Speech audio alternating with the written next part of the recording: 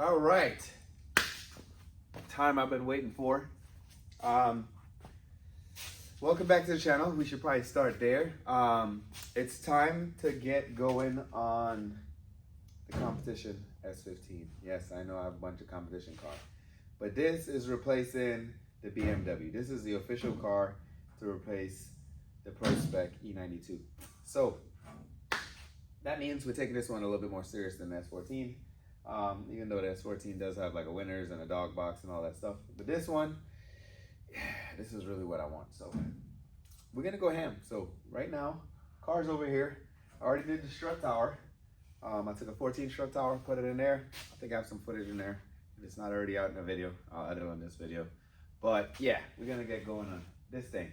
So let's get it from here back over to the other shop, and it's gonna go in the corner lift now because it's time to put a cage in there, test an engine, make motor mounts, start testing subframes. Man, I'm excited. I got like so many parts like piled up just waiting to build this thing. So it's gonna go 0 to hero. So it's about to go down. All right, so the cage is here. We actually got 2 cages, one for my car and one for Hayden. So yeah, we're building 2 drift cars, but right now we on the 15. I gotta cut this open, figure out which one's mine. All right, cage kit is here. This is how it comes. Look at that, even the pallet has the name on it. That's ballin'. Then obviously it comes with a package. I think this has instructions in it and everything, or at least a list of all the parts. And look at that, man got his own tape, bruh. Buddy ballin'. Anyways, let's cut it open, look at the list, see what we got to do, and get right into it. Alrighty, so I went full tilt last night to start getting the cage in. Then I found out you got to cut the speaker box out to get these base plates in. But I got that done last night. Got the pallet apart. Cut some more stuff out, and we have this. So this got tacked together all in the car, and then I pulled it out and I welded it outside with that nice fitment. So that makes life a lot easier, a lot less welding in the car. So we're gonna take that back, we're gonna put it in here, we're gonna tack up some more, then we're gonna drill the holes at the bottom, drop the cage down, weld it up, and we'll have a cage by the end of this video, just like that. Oh yeah, and as you can see, I cut out trans tunnel. Well, no, I wouldn't say I cut out trans tunnel. Mock up, baby. Alrighty, a few hours has passed and it's starting to actually look like a cage. Cut the holes in the floor, drop the cage down, welded all the tops all the way around. And this is the exciting part now. We get to put it back up and it gets to be permanent. I'm hype. Nick's really hype. Nick, you really hype for me? Oh yeah, we gotta put some, ooh. It sucks. It's not too bad, but it sucks. Look, the bars are getting less and less, which means we're getting more and more cage. All right, time to tuck it in its final spot and put on them base plates over there and send her on to drifting. Okay, so now that the cage is done, next step is to cut the trans tunnel out and get that sorted out. So then we can put in a new subframe and start mocking up an engine to make engine mounts. Because I think I'm gonna do chassis mounts on the sides and not even mount to the subframe for this engine. Car is gonna be getting RB30, so I have a mock-up block. We'll do that with a trans and get it going. I'm still gonna be running a speed tech box too. Reason I'm moving so fast is today's the 20th, I think, of February, and we're trying to take this thing to LZ World Tour. So that kind of puts some pep in my step.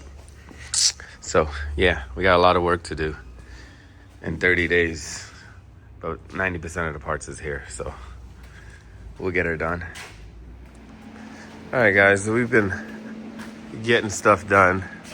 Got a little mock-up motor in there, but we got the trans tunnel in there and done. I'll show y'all when it come down. And we'll jump into the back here. Man, Eddie. All right, so I'm over here making my subframe. I got these plates to mount it. This is like my final mock-up before I started welding. So it's like, let me show you guys the madness. So yeah, we're gonna have a subframe here soon. I'm gonna get to welding. All right, so I got most of the subframe welded up. Everything's looking good. For the next step, before we can make a bar that goes across the back to keep both together, I'm gonna try to get some bushings in there. It's only me and Eddie, so we can't lift the whole thing. So what I'm gonna do is take the diff out, put the subframe in the car, and then we'll lift the diff, put the diff in the car. And then we're gonna skip to the step of doing the fuel cell above that, because I don't have the pipe bender here to bend the pipe for the back. So we're not gonna waste any time. We'll just jump to something else and come back to finishing this off. So gotta get these bushings in there, had them frozen. And try to knock them in. We'll get this subframe in, and then we'll continue.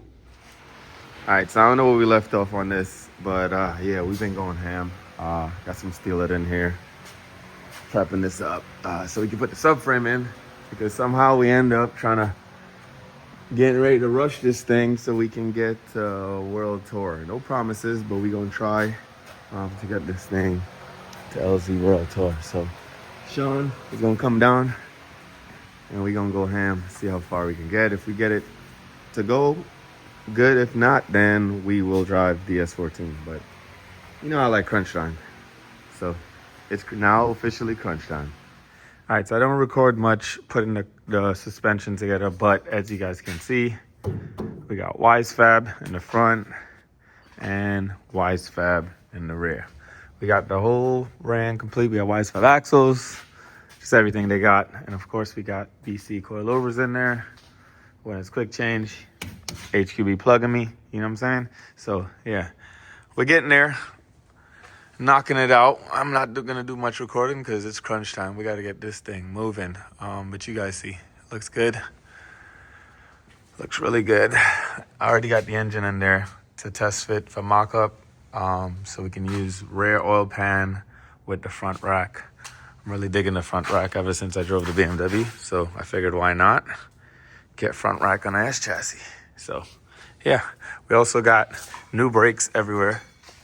Got some Rofu brakes from Njuku.